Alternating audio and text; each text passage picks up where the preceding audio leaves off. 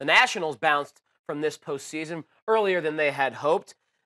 Over the course of the last two seasons, Dylan, they've won 192 games, which is fourth most in Major League Baseball. Despite that success, the team decides not to bring back Dusty Baker as the manager. And that's dealt with a rash of injuries this year. Bryce Harper, Trey Turner, Adam Eaton, all missing extensive playing time. They faltered in the division series again. They just can't get over that hump to the NLCS. Did Dusty get a raw deal here, or was this decision by the Nats justified? I think you got a raw deal.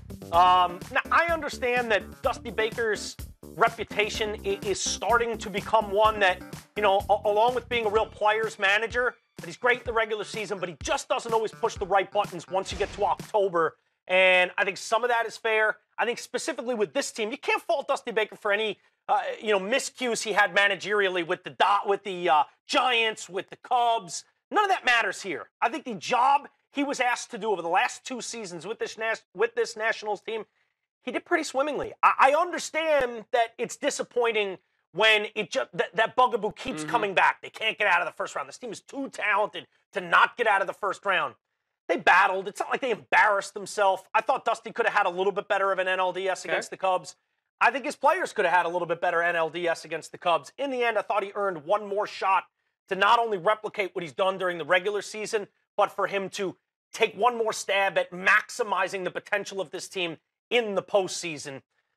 There were injuries, but I don't know that everything was right there. Scherzer wasn't totally right. You just got Harper back from injury. Right. For me, I thought he deserved one more go at it.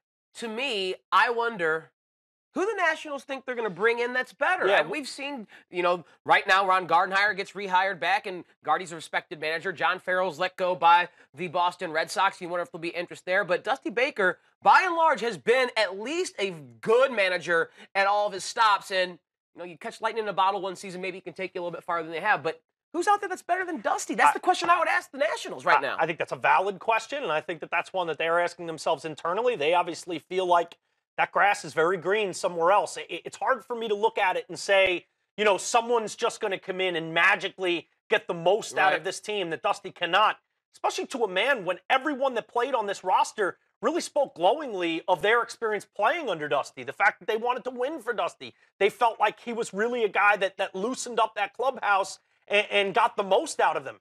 Now, it's hard to argue with the results. He did not get the most out of him, and they didn't get the most out of themselves once, the stage was as big as it was in October. But I totally agree with you. I'm not just, stalling because I can't come up with a name here. You look across the board, and when you're digging into names past, like Ron Gardenhire, who hasn't been around the game from a managerial standpoint, I know he's been the bench coach for the Diamondbacks, but you're digging a little deeper to go for someone that doesn't know this personnel as well as Dusty knows him these last 2 years. And I think in the end, it'll be interesting to see if that wishful thinking that someone else can get the most out of this team is really better than what they had after.